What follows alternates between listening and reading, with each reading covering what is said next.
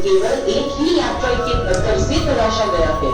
Ancestral Goa की अवधारणा करने वाले श्री महेंद्र अल्वारेस ने अकेले ही पारंपरिक औजारों के माध्यम से इस मूर्ति को रूप दिया।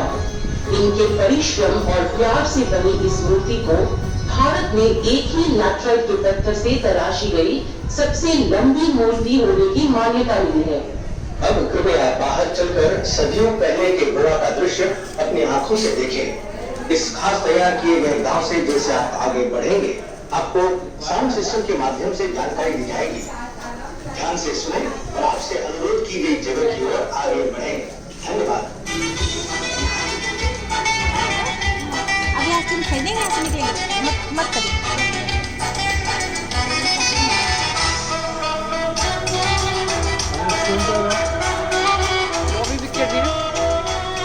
कथाओं के अनुसार पूरा कोंकण प्रदेश समुद्र का भाग हुआ करता था। भगवान विष्णु के छठे अवतार भगवान परशुराम ने सह्याद्री पर्वत पर खड़े रहकर अरबी सागर इसको पकड़ना, देख वीडियो और कोंकण सहित गोवा का निर्माण हुआ। इस भूमि के विधाता का सम्मान करने के बाद 7 सीढ़ियां चढ़कर जो यहाँ के मुकदों या देखभाल करने वाले थे, जमींदारी के कामकाज और खाते लिखने के लिए इन्हें नियुक्त किया जाता था। वर्तमान काल में खाते लिखने का काम अकाउंटेंट का है। तो यहाँ आगे बढ़े, यहाँ पर बिना अपने प्रदेश में आपका स्वागत कर रहे हैं।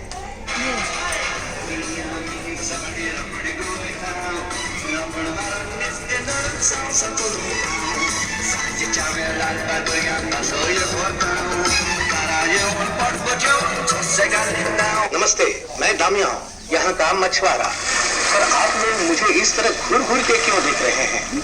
मेरे आवरण की वजह से? अरे बाबा, ये तो हम गोवा वासियों का साथी चढ़ावा है। पूरी तरह ताड़ के पत्तों से बना ये चढ़ावा हमें बारिश के पानी से और कड़ी धूप से भी बचाता था। पूरी तरह प्राकृतिक होने की वजह से ये बायोडिग्रेडेबल भी था। क्यों? हम लोग सच में थे ना पर्यावरण के अनुकूल। वास्तव में गुजरे जमाने में हम गोवावासी प्रकृति पर ही निर्भर थे। हमारे खान पान में भी प्रकृति से मिलने वाले उत्पाद का ही उपभोग होता था।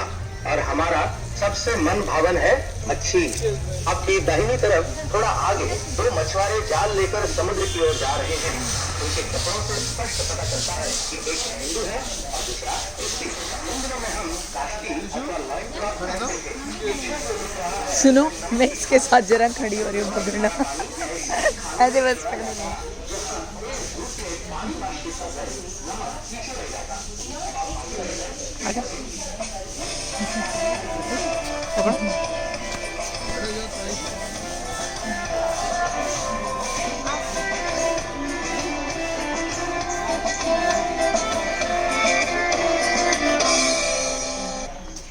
आप सबको बिट्टू का नमस्कार।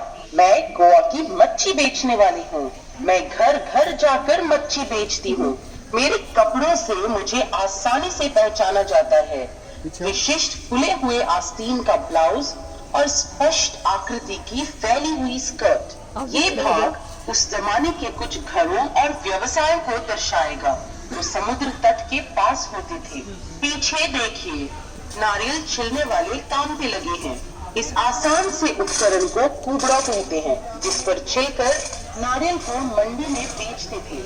नारियल की जटा से धागे और डोर बनाकर उसकी अलग अलग वस्तुएं बनाई जाती थी, जैसे कि चटाई वगैरह।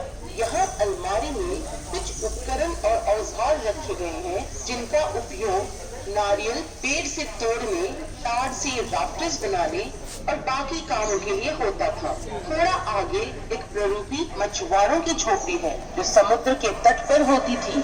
जोरदार हवाओं को झेल कर भी खड़ी रहने वाली ये मजबूत झोपड़ी पूरी तरह नारियल के वृक्ष से मिलने वाली चीजों से ही बनी है। मछुआरों का सारा कामकाज इसी झोपड़ी में होता था। देखिए, उनके द्वारा इस्तेमाल होने वाले उपकरण जैसे नाव की दान, लंगर और जालों को सीने के लिए इस्तेमाल होने वाली खास लकड़ी की सुई। मछुआरों के संरक्षक संत अंथनी की तस्वीर प्रधान रूप से झोपड़ी में प्रदर्शित है। संत अंथनी की देव आराधना करने के बाद ही मछुआरे समुद्र में प्रवेश करने का साहस करते थे।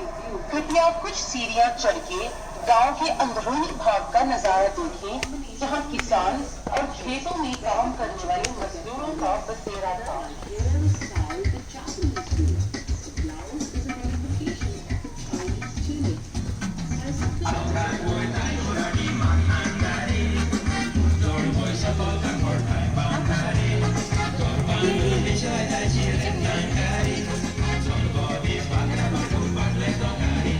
सीढ़ियां चढ़ने के बाद दाहिनी ओर शुआओं का घर है, जिसकी दीवारें मिट्टी की बनी हैं और फर्श पर गोबर का लेप लगा हुआ है। परंपरानुसार जो कपड़े वो पहनते वो बालकनी में लटकाए हुए हैं। महिलाओं का कापड़ और पुरुषों की काष्टी एक ही आकृति में पाया जाने वाला ये कापड़ 3 रंगों में पाया जाता है। जुआओं की पत्नी कतरीन लाल रंग का कापड़ पहनकर तालताल में बैठी चावल चुन रही है। गोवा में किसान संतुष्ट रहता था, उसके होठों पे गीत और दिल में उमंग भरी रहती, जिसे वो गानों से अभिव्यक्त करता था। उसके गानों को संग देता उमंग एक प्रकार का तबला, जिसे मिट्टी के लकड़े के एक भाग को चमड़ी से ढककर बनाया जाता था। घुमट का इस्तेमाल हर धर्म और जाति के उत्सवों में होता है। इधर टर्न साइड सारी पेपर मार्जिन है, जो नारियल के पेड़ पर चढ़कर उसका अंत निकालता है।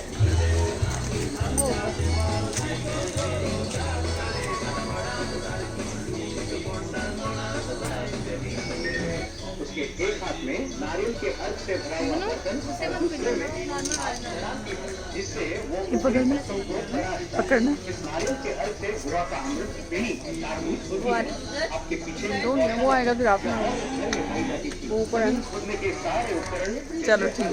मिट्टी बराबर करने का लेवलर आदि यहाँ प्रदर्शित है।